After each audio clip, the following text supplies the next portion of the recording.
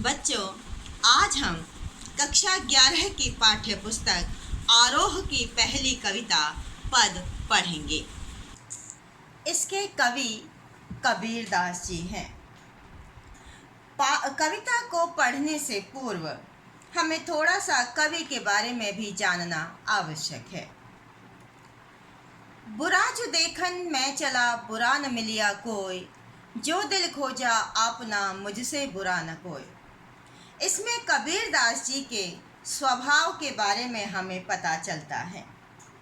उनका जन्म सन 1398 में उत्तर प्रदेश के काशी में हुआ था, जिसे आज बनारस कहा जाता है।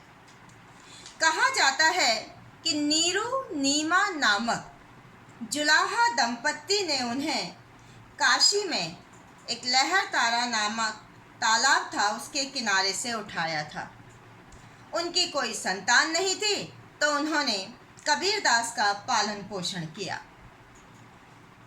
कबीरदास ने कोई स्कूली शिक्षा भी ग्रहण नहीं की, बल्कि संतों और फकीरों की संगत में रहकर ज्ञान प्राप्त किया था। इनके गुरु का नाम था रामानंद, पत्नी का नाम था लोई, बेटे का नाम कमाल और बेटी का नाम कमाली था। अगर हम कबीरदास जी की साहित्यिक कृतियों की बात करें, तो उन्होंने जो कुछ भी कहा अपने अनुभव और अपने ज्ञान के आधार पर किया, क्योंकि उन्होंने कोई स्कूली शिक्षा तो ग्रहण की नहीं थी। तो कबीर की रचनाएं मुख्य रूप से कबीर ग्रंथावली और बीजक नामक ग्रंथ में संग्रहित हैं। वे लिखना पढ़ना नहीं जानते थे, तो उनके जो शिष्य थे, उनके जो प्रेमी जन थे, उन्होंने ही इसे संग्रहित किया था। काव्यगत विशेषताओं की बात करें कि भाई उनके काव्य की क्या विशेषताएं हैं जिसको उन्होंने लिया है, तो वो है, सबसे पहली चीज है गुरु भक्ति, ईश्वर के प्रति अथाह प्रेम, वैराग्य, सत्संग, साधु महिमा, आत्मबोध तथा जगत बोध की अभिव्यक्ति। जगत बोध कि संसार क्या है, इसके ज्ञान को उन्होंने बताया है। साथ ही समाज में फैले हुए भेदभाव को दूर करने का प्रयास भी उन्होंने किया। उन्होंने अपनी कविताओं के माध्यम से हिंदू मुस्लिम एकता पर बल दिया और विभिन्न धर्मों और संप्रदाय होते हिंदू मुस्लिम, इनके बीच भी समन्वय स्थापित किया। उन्होंने ईश्वर के निर्गुण स्वरूप की उपासना पर बल दिया। निर्गुण स्वरूप यानी ईश्वर का कोई स्वरूप नहीं है, वह तो सृष्टि के कण कण में समाया हुआ है, इसलिए उसे ईश्वर की उपासना करनी चाहिए। और धार्मिक आडंबरों का विरोध किया तथा राम रहीम की एकता स्थापित करने का प्रयत्न किया, जो हम अपनी इन कविताओं के माध्यम से देखेंगे। भाषा शैली की बात करें तो उनकी भाषा में हमें सधुक्कड़ी प्रभाव दिखाई देता है। सधुक्कड़ी क्योंकि साधु संतों की संगत में रहे, जहाँ गए वहाँ की भाषा का प्रयोग किया, तो इसलिए उनकी भाषा में जो हमें या रचनाओं में जो हमें शब्द मिलते हैं वो हैं ब्रज, अवधी, राजस्थानी, फारसी, अरबी आदि भाषाओं के शब्दों का प्रयोग उन्होंने दिखाई देता है, जो उन्होंने समाज से बुराइयों एवं कुरीतियों को हटाने तथा समाज में चेतना जागृत करने के लिए जन सामान्य में बोली जाने वाली भाषा का ही प्रयोग किया है। अब हम बात करते हैं कबीर के पहले पद की। इसमें कबीर ने परमात्मा को सृष्टि के कण कण में देखा है, ज्योति रूप में स्वीकार किया है और उन्होंने माना है कि वह ईश्वर सजीव और निर्जीव इस संसार में दिखाई देता है। ईश्वर एक ही है, दो नहीं। इस बात को उन्होंने विभिन्न उदाहरणों के द्वारा समझाने की कोशिश की है। सबसे पहले हम पद का वाचन करते हैं और इसके कठिन शब्दों को जानते हैं। हम तो एक एक कर जाना, दोई कहे तिन्ही को दोजक, जिन नाहिन पहचाना। एक ही पवन एक ही पानी, एके ज्योति समाना। एक शब्दार्थ देखते हैं, कठिन शब्दार्थ जिसको मैंने अंडरलाइन किया है उनको देखेंगे। एक का मतलब है एक ही, यानी आत्मा और परमात्मा, जाना समझते हैं।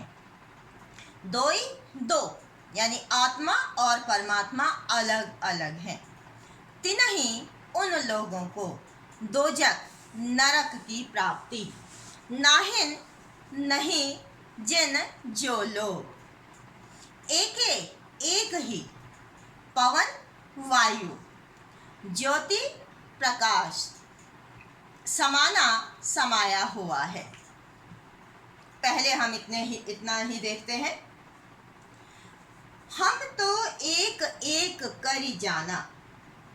इस पद में कबीर ने एक ही परम तत्व है, एक ही ईश्वर है, इसकी सत्ता को स्वीकार किया है और अपनी इस बात को उन्होंने कई उदाहरणों के माध्यम से पुष्ट किया है।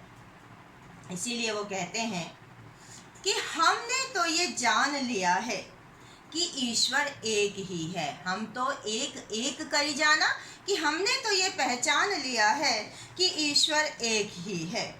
इसलिए मैंने ईश्वर के सच्चे स्वरूप को पहचान लिया है। दोई कहे तिन्ही को दोजक जिन नाहिन पहचाना। इस संसार में क्या है, कुछ लोग ईश्वर को अलग अलग बताते हैं। दोई कहें, दो कहते हैं, यानी आत्मा और परमात्मा दो अलग अलग हैं जो ये कहते हैं तिन्ही को दोजक, उन लोगों को नरक की प्राप्ति होगी। क्यों? क्योंकि वे ईश्वर के सच्चे स्वरूप को नहीं पहचान पाते हैं और आत्मा और परमात्मा को अलग अलग मानते हैं। यानी इस संसार में ईश्वर एक ही है, अलग अलग नहीं है। इसके लिए उन्होंने अनेक उदाहरण दिए हैं। एके पवन, यानी इस संसार में एक ही वायु बहती है। अब वो वायु क्या है, चल रही है संपूर्ण संसार में। अमीर हो, गरीब हो, बच्चा हो, बूढ़ा हो, विदेशी हो, देशी हो, सभी को एक जैसी ही वायु मिलती है। ये तो नहीं आप खड़े हैं और वहाँ पर इतने सारे लोग खड़े हैं तो सबको अलग अलग तरह की वायु मिलेगी। तो वायु जो है वो भी एक ही है, यानी ईश्वर एक है। एक ही पानी और एक जैसा पानी, नदी का पानी आप बहते हुए देख रहे हैं, जो भी इसको पिएगा उसे एक सी ही मिठास उस पानी में मिलेगी, चाहे वो कोई भी हो, बच्चा, बूढ़ा, अमीर, गरीब, हिंदू, मुस्लिम, कोई भी हो। तो एक जैसा ही पानी भगवान ने इस सृष्टि पर भेजा है तथा एक जैसा ही प्रकाश सब में समाया हुआ है। एके ज्योति समाना, यानी एक जैसा ही प्रकाश इस संसार में समाया हुआ है। आप देखें जो है आकाश से प्रकाश फैल रहा है और वो सबको एक जैसा ही मिलता है। एक एक खाक गढ़े सब भांडे, एक एक कोहरा साना। इसके शब्दार्थ कठिन। खाक मिट्टी, गड़े बनाता है, भांडे बर्तन, कोहरा कुमार, साना मिट्टी को सान कर, जब मिट्टी को मिक्स करना होता है वो सानना कहलाता है।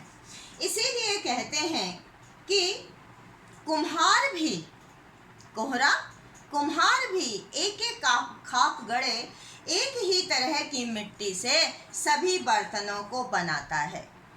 भले ही बर्तनों का आकार प्रकार अलग अलग हो, कहीं उसने छोटे छोटे सकोरे बनाए तो कहीं घड़े बनाए, कहीं दिए बनाए, लेकिन किसके द्वारा?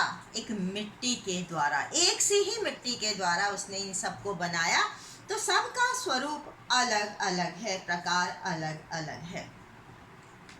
जैसे बाढ़ी काष्ठ ही काटे, अग्नि न काटे कोई, बाढ़ी बढ़ई, काष्ठ लकड़ी, अग्नि आग। फिर आगे अपनी बात को पुष्ट करते हुए कहते हैं कि बढ़ई जो है वो लकड़ी को तो काट सकता है। आप देख रहे हैं लकड़ी काटी गई है, अलग कर दी गई है, लेकिन इस लकड़ी के अंदर क्या होती है? आग समाई होती है। आप लकड़ी को जला दीजिए तो आग निकलती है, ठीक है, आग होती है जलाने पर। तो जो लकड़ी के अंदर आग है, उस आग को बढ़ई काट नहीं सकता है। इसी प्रकार से हमारा जो ये शरीर है वो नष्ट हो सकता है, लेकिन जो उसके अंदर आत्मा है वो कभी भी नष्ट नहीं हो सकती। इसलिए आत्मा और परमात्मा दोनों एक ही हैं, भले ही उस ईश्वर ने आत्मा के रूप में कोई सा भी रूप धारण किया हुआ हो। रूप धारण करने से मतलब है कि कोई भी पशु का भी जीवन हो सकता है, कोई कीट का भी जीवन हो सकता है, मनुष्य का भी जीवन हो सकता है। यानी जो आत्मा है वो कोई सा भी स्वरूप धारण कर सकती है। सब घट अंतर तू ही व्यापक, धरे स्वरूपे सोई, माया देख के जगत लुभाना, काहे रे नर गरबाना, कहे गरबाना, निर्भय भया कछु नहीं व्यापे, कहे कबीर दीवाना। इसके कठिन शब्द अर्थ देखते हैं। घटी यानी हृदय, अंतरे अंदर, व्यापक समाया हुआ है, धरे धारण करता है, स्वरूपे स्वरूप, सोई वही यानी अलग अलग तरह की। माया, यहाँ पर माया के दो रूप हम ले सकते हैं। एक माया होती है धन दौलत, एक माया क्या होती है, ये मेरा है, ये पराया है, ये दोनों चीज़ें माया हैं। जगत संसार, लुभाना आकर्षित होता है, लोभी होता है। काहेरे क्यों, नर मनुष्य, गरबाना घमंड करता है। निर्भय निर्भीक, निर्भय यानी बिना डरे हुए, भया हो गया है, व्यापे समा गया है, कुछ भी अंतर नहीं पड़ता है, दीवाना दीवाना। तो क्या कहते हैं कि भाई जो लकड़ी है वो सब उसमें से आग को बढ़ई नहीं काट सकता। इसलिए भले ही मनुष्य ने कोई सा भी रूप धारण किया हो, ईश्वर ने कोई सा भी रूप धारण किया हो, लेकिन वह परमात्मा प्रत्येक मनुष्य के अंदर समाया हुआ है। माया देख के जगत लुभाना, कि जो संसार है ये माया के जाल में फंसा हुआ है, अपनी धन दौलत पर घमंड करता है, ये मेरा अपना है, ये पराया है, इसके जाल में फंसा हुआ है और वही माया संसार को लुभाती है। इसलिए मनुष्य को किसी भी बात को लेकर घमंड नहीं करना चाहिए। काहे नर गरबाना, कि हे मनुष्य तो घमंड क्यों करता है। तो मनुष्य को किसी भी बात पर घमंड नहीं करना चाहिए। निर्भय भया कछु नहीं व्यापे। तो कबीरदास जी कहते हैं कि जब मनुष्य निर्भय हो जाता है, कछु नहीं व्यापे, तो उसे कुछ भी नहीं सताता है, किसी भी चीज़ का डर नहीं लगता है। कहे कबीर दीवाना, इसीलिए कबीरदास जी कहते हैं कि मैं भी अब निर्भय हो गया हूँ और कबीर का दीवाना हो गया हूँ। तो इस पद के माध्यम से हमने देखा कि परम सत्ता जो है वो एक ही है, ईश्वर एक ही है। आत्मा और परमात्मा अलग अलग नहीं है और उन्होंने इसे कई उदाहरणों के माध्यम से बताया है।